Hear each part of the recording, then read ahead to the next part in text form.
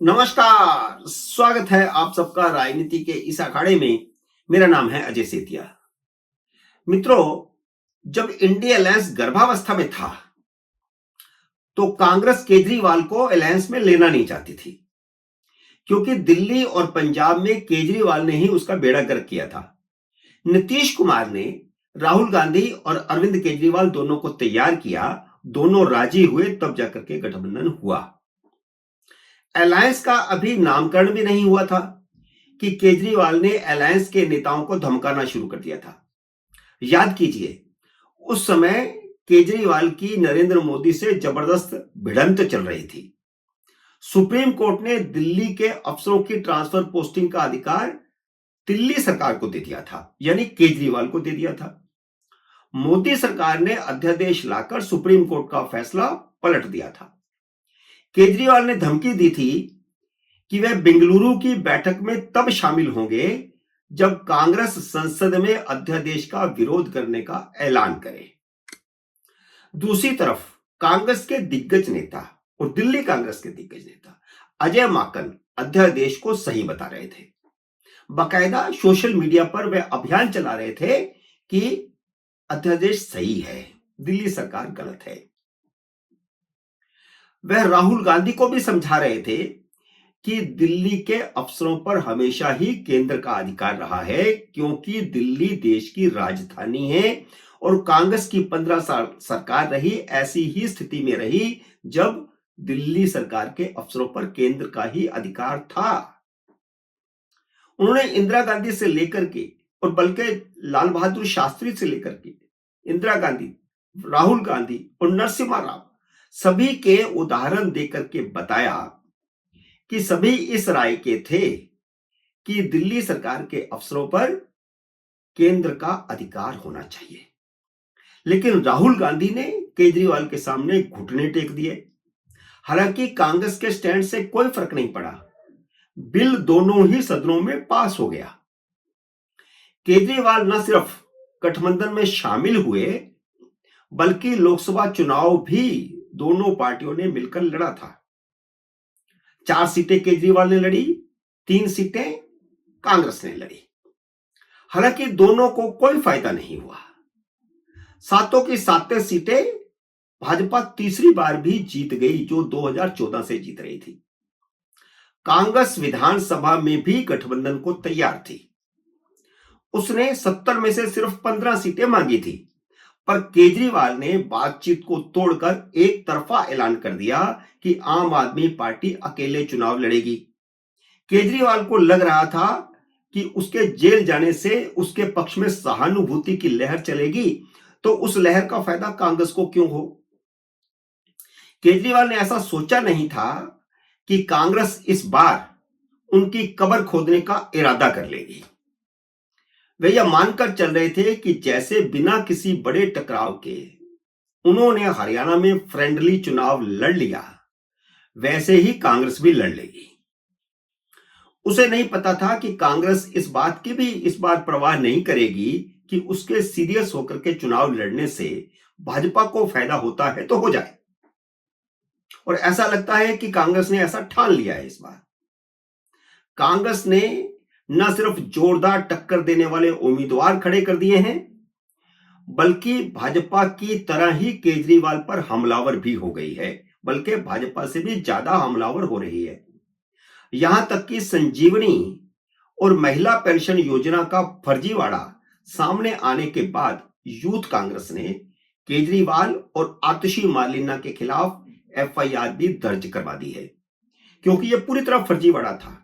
योजना को ऐसे लॉन्च किया गया जैसे राज्य सरकार की योजना है, जबकि राज्य सरकार की तरफ से ऐसा कुछ हुआ ही नहीं। और अफसरों ने ठीक किया, उन्होंने विज्ञापन जारी करके कह दिया कि यह फर्जीवाड़ा है, सरकार का ऐसा कोई नोटिफिकेशन नहीं है, सरकार में इन दोनों योजनाओं पर कोई विचार भी नहीं हो रहा। कांग्रेस ने इन तेवरों से केजरीवाल की नींद उड़ा दी है। कांग्रेस ने केजरीवाल के सामने शीला दीक्षित के बेटे संदीप दीक्षित को खड़ा कर दिया है। नई दिल्ली सीट संदीप दीक्षित के लिए नई नहीं है। शीला दीक्षित के चुनाव का मैनेजमेंट संदीप दीक्षित ही देखा करते थे और शीला दीक्षित ने 3 बार यहां चुनाव जीता और तीनों बार संदीप दीक्षित ही उसकी सारी मैनेजमेंट देख रहे थे। वो वैसे भी जमीन से जुड़े हुए वर्कर टाइप नेता हैं, क्योंकि केजरीवाल अगर एनजीओ से होकर के आए हैं तो संदीप दीक्षित भी एनजीओ ही चलाते रहे हैं। सिर्फ केजरीवाल ही नहीं, शराब घोटाले के दूसरे नेता सिसोदिया की भी डिबरी टाइट हो गई है। हार के डर से सिसोदिया पटबड़गंज छोड़ करके जंगपुरा आए थे। जंगपुरा मुस्लिम और दलित बहुल सीट है, पंजाबियों की भी संख्या पर्याप्त है।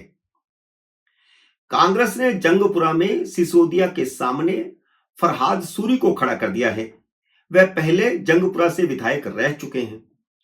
सिसोदिया यह सोचकर के जंगपुरा आए थे कि यह उनके लिए बहुत ही सुरक्षित सीट है, लेकिन अब केजरीवाल और सिसोदिया दोनों को अपनी हार का डर सताने लगा है।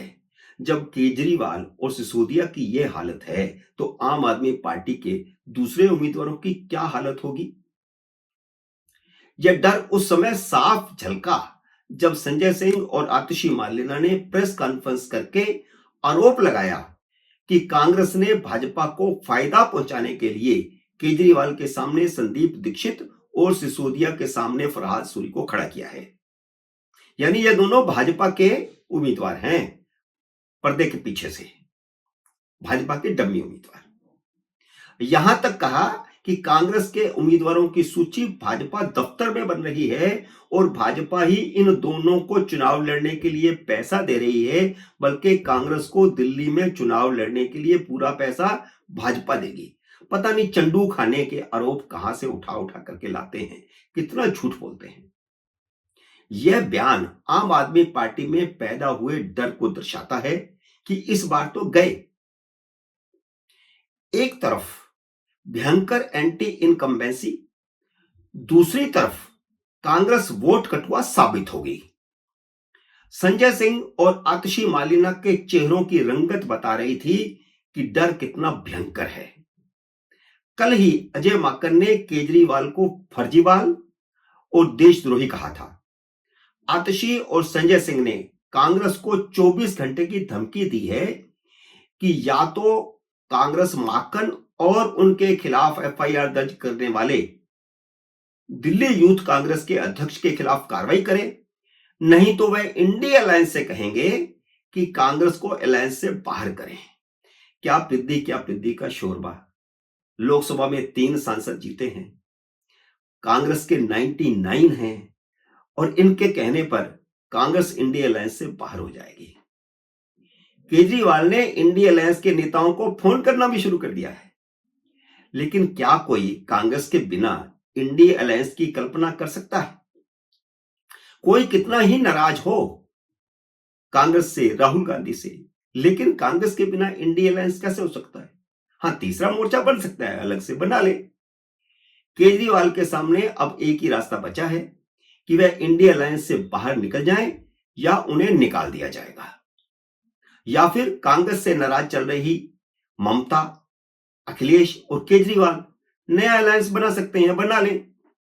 लेकिन इंडिया अलायंस तो कांग्रेस के कब्जे में ही रहेगा, क्योंकि वही सबसे बड़ी पार्टी है और डीएमके, जेएमएम और आरजेडी ये तीनों पार्टियां तो किसी भी हालत में कांग्रेस के को छोड़कर के नहीं जाएंगी, कांग्रेस के साथ ही रहेंगी।